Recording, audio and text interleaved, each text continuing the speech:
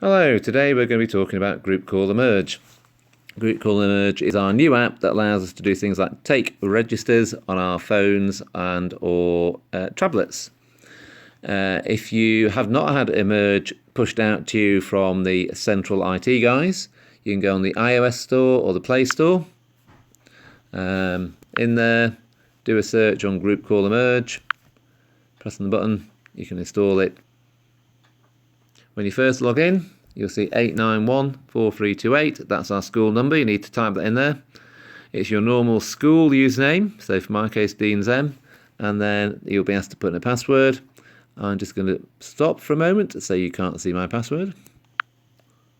And resume. When you first go in, you'll be asked to put in a PIN number as well. This PIN number will be useful for you when you need to very quickly pull your phone out of your pocket or you look at your iPad and get some information off of Emerge. Then the very first time that you log in, Emerge will synchronise with the Sims database. That might take quite a while depending on how good your Wi-Fi is where you're sat. I'm currently sat in the sixth form office because it's got better Wi-Fi. If you only got a single bar, it might take you a few more minutes than if you were sat somewhere with a good Wi-Fi reception.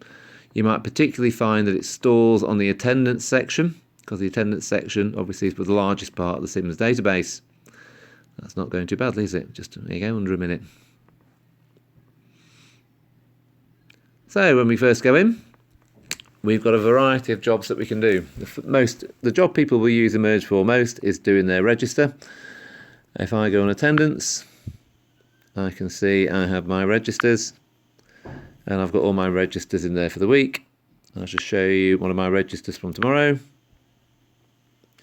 I can mark all as present, and then if I want to, I can go back in and mark one or two people as N and press save.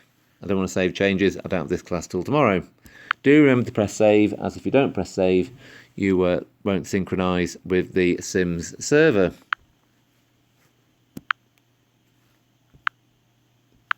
Back. I can also do other people's registers if I'm covering a lesson, say. I can go in, pick out the timetable for the day, pick a lesson and do a register.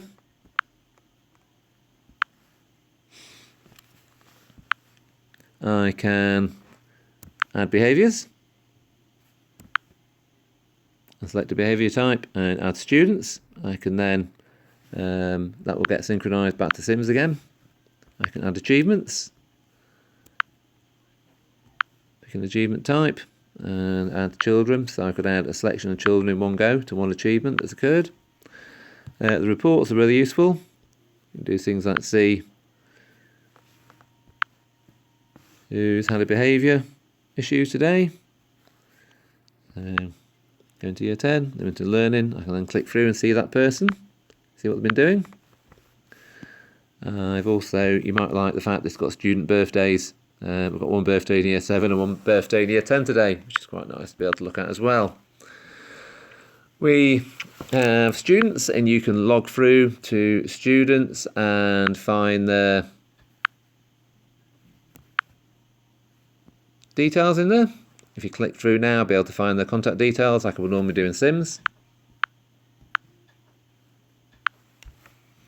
I can have a look at staff and go through to staff timetables. So if I need to find where somebody is, I can find their timetable and go through and have a look. We also have assessments. So for your data collections, I have my data collection information in there, where I can add grades to columns and do my data collection as well as do, instead of doing it on Sims. I'm online at the moment. However, if I walked out to the field, I may well go, just going to press it, offline.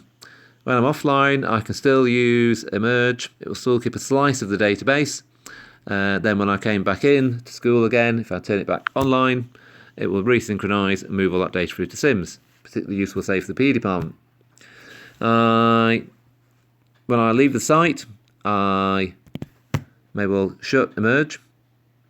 Emerge will know that I've walked off site, and if I can still open Emerge, however it will open in an offline state, and you can then still use it when you're away from site. It'll just synchronise when you get back on the school site again. Finally, if you want to do a complete hard shutdown, I go to settings and I can log out, and then I'll have to fully log back in again when I go back in.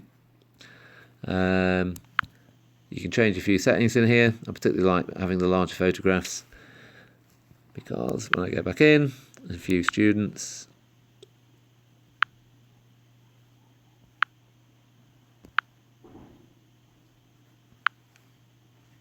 I can see them a bit better.